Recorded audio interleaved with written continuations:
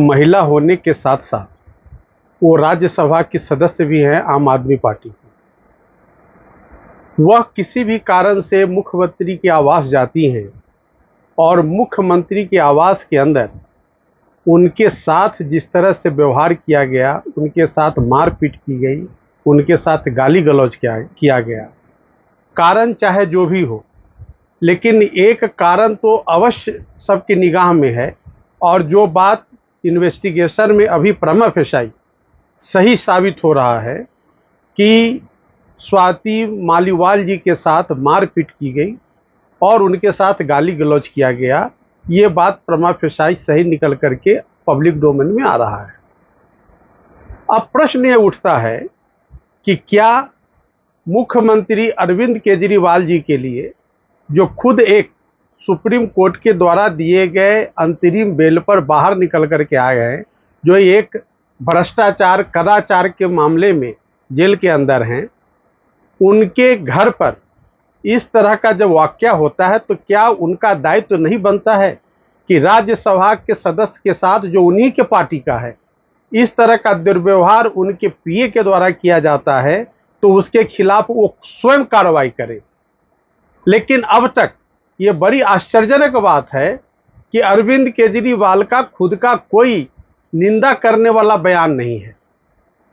तो इससे यह साबित होता है कि जो पूरा घटनाक्रम में उनकी जो चुप्पी है वह उनके पीए के द्वारा किए गए कृत्य पर मुहर लगाता है, यानी कि उनके पीए ने जो भी कृत्य किया उसके साथ वो सहमत है और उनके हिसाब से जो भी अभद्रता या जो भी दुर्व्यवहार, जो भी मारपीट एक सांसद के साथ किया गया उनके आवास पर, महिला सांसद के साथ, उनके हिसाब से वह उचित कार्रवाई था उनके पीए के द्वारा।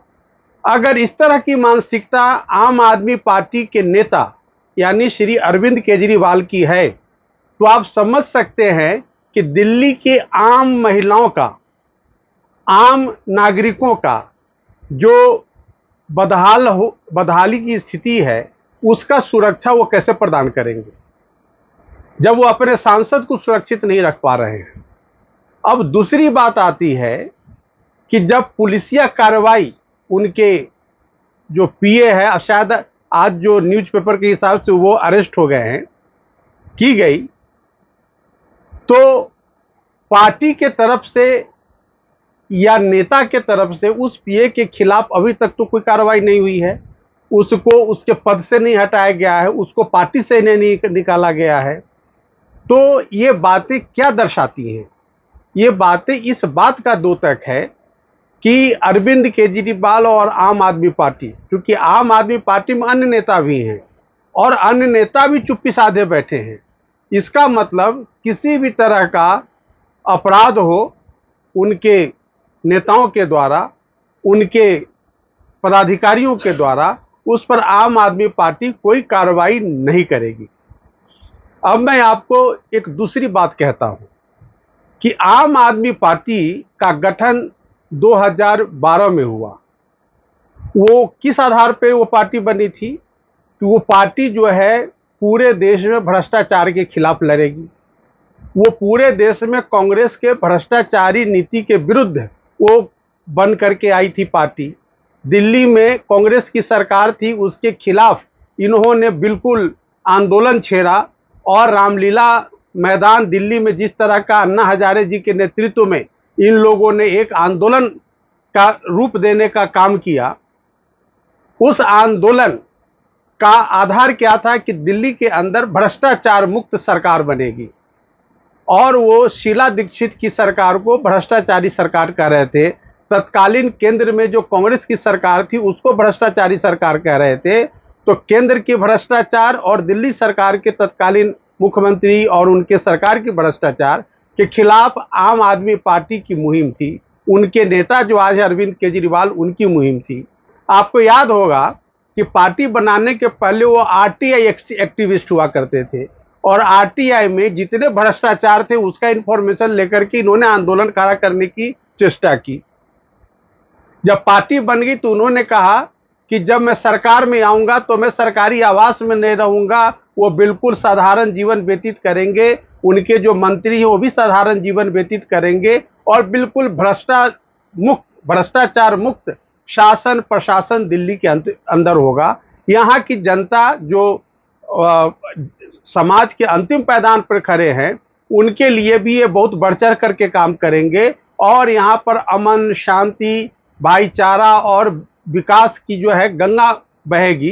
ये तमाम वादे करके दिल्ली के जनता के साथ ये चुनाव में आए और चुनाव में जनता ने इनके भ्रष्टाचार मुक्त शासन प्रशासन समाज के वादा के आधार पर इनको सत्ता में लाने का काम किया और ये सत्ता में आए।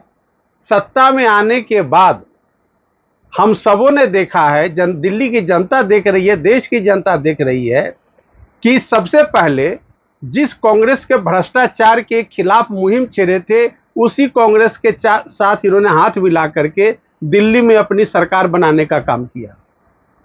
उसके बाद जब दोनों में भ्रष्टाचार में कमाए हुए जो इनकम थे, आमदनी थी, जो धन थे, उसके जब बंटवारे का वक्त आया तो फिर आम आदमी पार्टी ने उनको कहा कि नहीं, ज़्यादा हिस्सा मैं लूंगा, तुमको थोड़ा दूंगा। नतीजा हुआ कांग्रेस उस बंटवारे में जब बात नहीं बनी तो इनसे समर्थन वापस लेके चली गई। फिर दोबारा चुनाव हुआ और दोबारा चुनाव में जनता ने तब तक इनका जो लवादा था ईमानदारी का उसको विश्वास रखते हुए इनको भारी बहुमत से जिता करके लाई। भारी बहुमत से जीतने के बाद जिस तरह से गिरगिट अपना रंग बदलता है उस तरह से केजरीवाल जी, उनकी आम आदमी पार्टी, उनके तमाम नेताओं ने अपना रंग बदला। और क्या किया? रंग ऐसा बदला कि मुख्यमंत्री के आवास के अंदर आरटीआई में जो इंफॉर्मेशन निकल के आई है कि करोड़ों करोड़ रुपए का सिर्फ नल का, बिजली का, पर्दे का, इस तरह से जो सज्जा किया गया मुख्यमंत्री आवास के अंदर, जिसको कि आज शीश महल का नाम दिया गया है।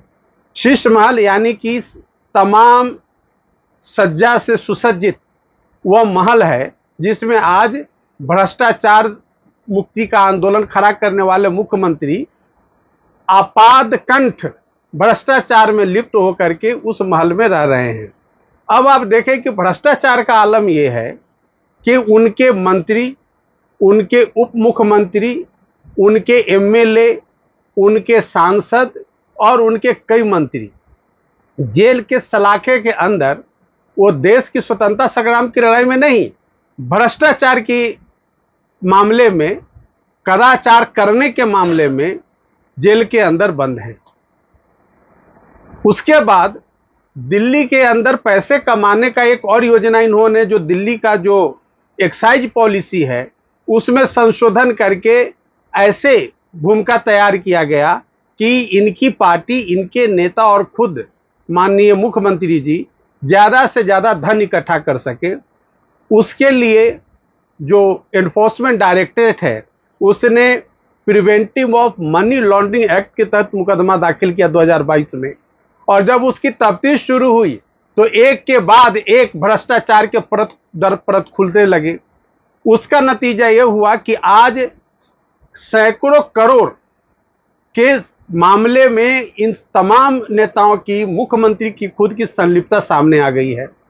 नतीजा क्या हुआ कि उप मुख्यमंत्री भी अरेस्ट करके जेल में डाल दिए गए और मुख्यमंत्री भी मार्च में अरेस्ट करके जेल के अंदर डाल दिए गए। जेल में जाने के बाद तो आप देखेंगे कि ये जो संविधान की दुहाई देने वाले मुख्यमंत्री जी, अब तक ये देश के स्वतंत्रता से लेकर के आज तक पहला मिसाल है कि मुख्यमंत्री जेल के अंदर से सरकार चलाने की कवायद कर रहा है, चेष्टा कर रहा है और वह जेल जाने से पहले इस्तीफा नहीं देता है और वह जेल के अंदर रह करके सरकार चलाने की कवायद कर रहा है।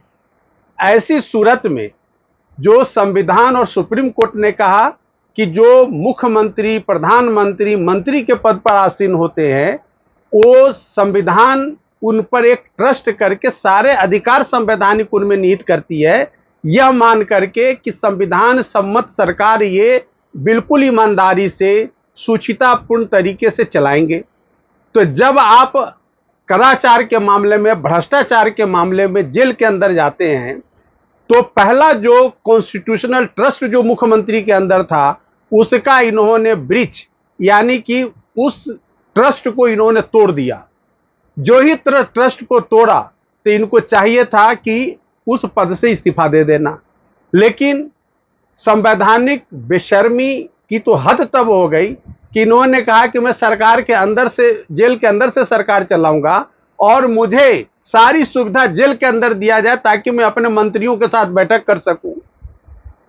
इस मुख्यमंत्री को यह भी पता नहीं कि जेल मैनुअल के हिसाब से चलती है।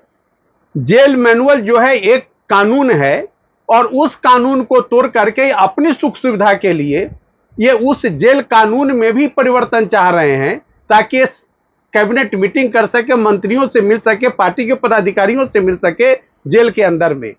तो यह कैसा नेता, यह कैसी पार्टी जो संविधान के अनुरूप चलने के लिए चुना गया था, वो आज संविधान को दरकिनार करके, संविधान के संवैधानिक व्यवस्था को तार तार करके पद पर एन केन प्रकार बना रहना चाहता है।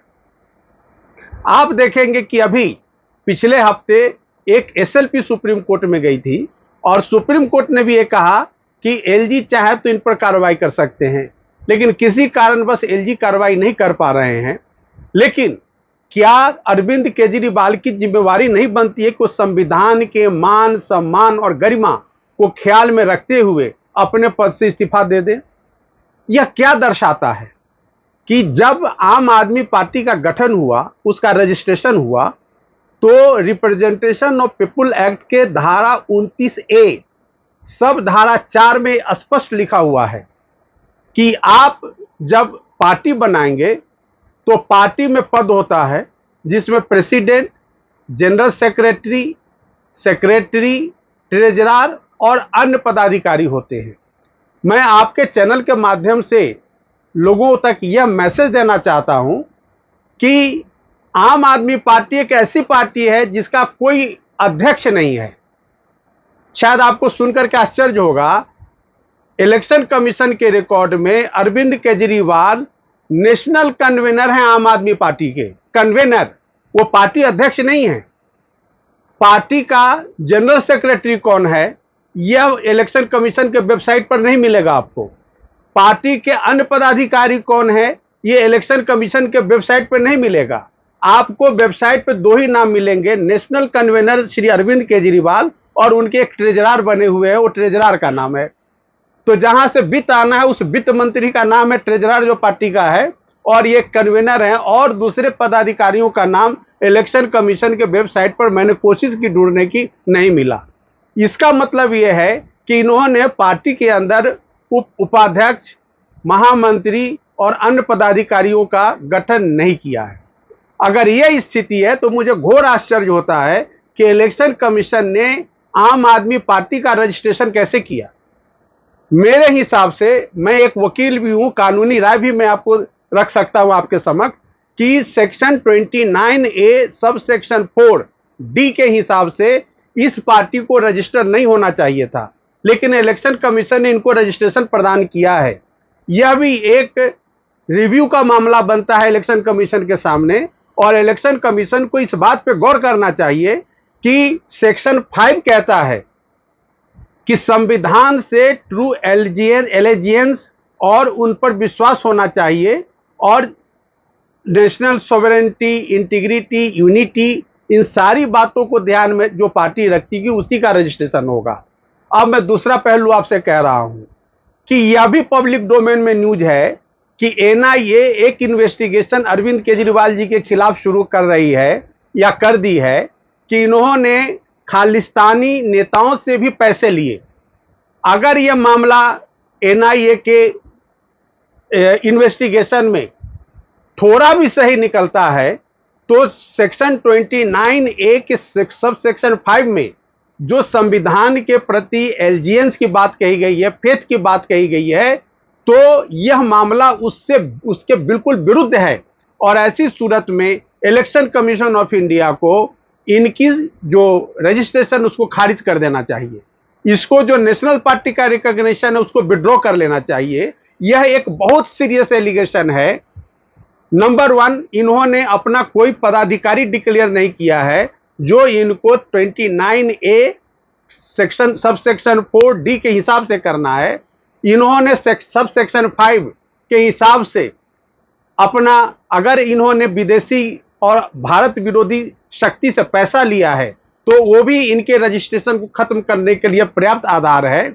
और तीसरी बात, इलेक्शन कमीशन आम आदमी पार्टी के नेताओं को चुनाव लड़ने से, जहां की जो भी इनके पार्टी के सांसद हैं, एमएलए हैं, इनके मुख्यमंत्री हैं, उप मुख्यमंत्री हैं, सभी कदाचार के मामले में इन्वेस्टिगेशन फेस कर रहे हैं। कुछ लोग जेल में हैं, कुछ लोग बाहर हैं। तो ऐसी पार्टी के कैंडिडेट को चुनाव लड़ने से रोक देना चाहिए, क्योंकि अभी तक सुप्रीम कोर्ट में एक मामला ऑलरेडी लंबित है कि साहब जो फ्री बीज का मामला है, फ्री बीज के मामला को सुप्रीम कोर्ट एग्जामिन कर रही है कि अगर फ्री बीज का मामला क्या वो डिस्क्वालिफिकेशन के दायरे में आता है, नहीं आता है। मेरा कहना है, इलेक्शन कमीशन ऑफ इंडिया से भी गुजारिश है कि जो झूठा इंफॉर्मेशन देकर के पार्टी का रजिस्ट्रेशन कराता है, ऐसे रजिस्ट्रेशन को रद्द करने का भी पावर इलेक्शन कमीशन के पास है। अगर उनको रजिस्ट्रेशन का पावर है तो उसी में निहित है कि वो जब चाहे रजिस्ट्रेशन को कैंसिल भी कर सकते हैं। और अगर इलेक्शन कमीशन को लगता है कि हम नहीं कैंसिल कर सकते हैं तो उनको सुप्रीम कोर्ट, माननीय सर्वोच्च न्यायालय से रेफरेंस के माध्यम से ओपिनियन लेना चाहिए कि क्या हम ये कर सकते हैं या नहीं कर सकते हैं। तो यह भी अधिकार इलेक्शन कमीशन को है। तो मेरा तो आग्रह है कि आम आदमी पार्टी, जो कि न तो संविधान मानती है, आम आदमी पार्टी जिसको न तो अपने नेशनल यूनिटी, इंटीग्रिटी और सॉवरेनिटी का ख्याल है, और वो विदेशी एजेंसी से चंदा लेकर के देश के विरुद्ध काम करता है। तीसरा, कि वह आज तक अपना कोई पार्टी प्रेसिडेंट नहीं बनाया, जनरल सेक्रेटरी नहीं बनाया, कोई दूसरा ऑफिस बेरर नहीं बनाया।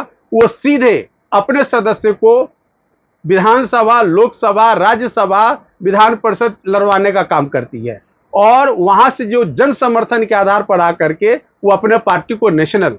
तो अरविंद केजरीवाल एक निहायत डरपोक किस्म के नेता हैं, जो अपने पार्टी में किसी भी अच्छे आदमी को किसी पद पर बने नहीं रहने देना चाहते हैं, ताकि कल को वो उन्हें अपदस्थ नहीं कर दे। इससे उन्हें खौफ खाते हैं।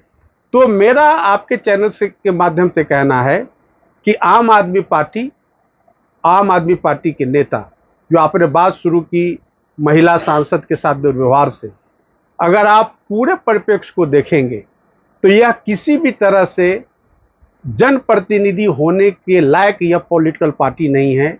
इसके जो नेता हैं वो किसी भी तरह से जनप्रतिनिधित्व करने के काबिल नहीं हैं और सरकार चलाने के काबिल नहीं है। तो ये जो पूरा माहौल है वो ऐसा है कि ये एक ऐसी सरकार है जिसको कि अपदस्थ कर देना चाहिए।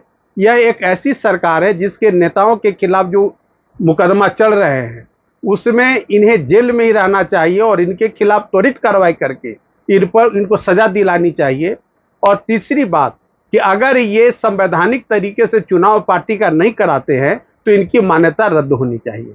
तो मेरा जो ये ओवरऑल व्यू है वो यही है कि आम आदमी पार्टी और आम आदमी पार्टी के नेता किसी भी तरह से राजनीतिक गतिविधि के लायक नहीं है।